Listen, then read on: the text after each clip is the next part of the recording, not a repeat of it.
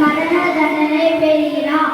ஆராயாமல் தீர்ப்பு அளித்ததாக அரசன் மீது குற்றம் சாட்டும் கண்ணகி தன் பாசனத்தை கொண்டு தன் கணவன் கல்வனல்ல என்பதை உணர்த்துகிறார்.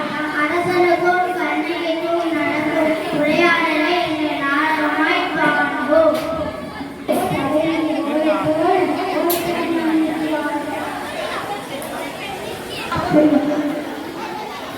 அப்படியா? அந்த பெண்ணிற்கு என்ன வேணுமோ கேட்டாயா? கேட்டேன் புரட்சி. என்னெல்லாம் செய்ய வேண்டும் என்று அவர் சொல்கிறார். அவர் உங்களிடம் நீதி கேட்டு வந்திருப்பதாக கூறுகிறார். நீதி கேட்டு வந்திருக்கிறாரா? சரி, அந்த பெண்ணியை உள்ளே அழைப்பு. ஆண்டவர்களும் சான்றோர்களும் நிறைந்திருக்கும் அவையிலே நாயகமாய் மன்னர் வீற்றிருக்க அரசனைப்போல் நுழைகிறாள் கண்ணகி. இளங்கொடி போன்ற பெண்ணே, அழுத கண்களோடு இவங்களை காண வந்ததன் காரணம் என்ன? நீ யார்? உனக்கு என்ன வேண்டும்?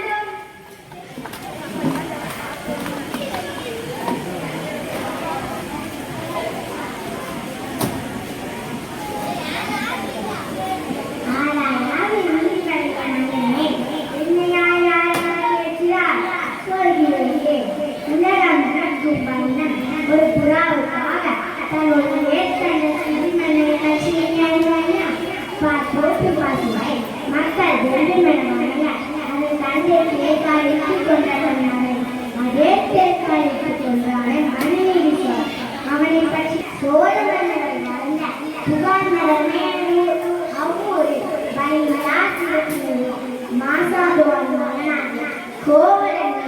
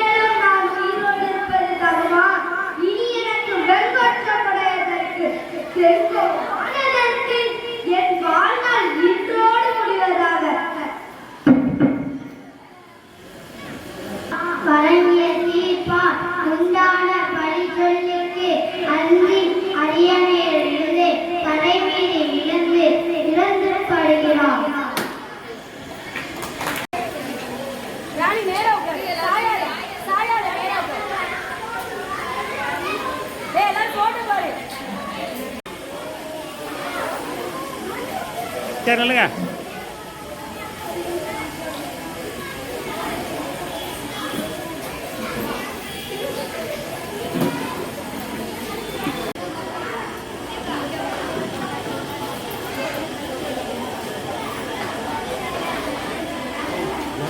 இருக்க முடியும்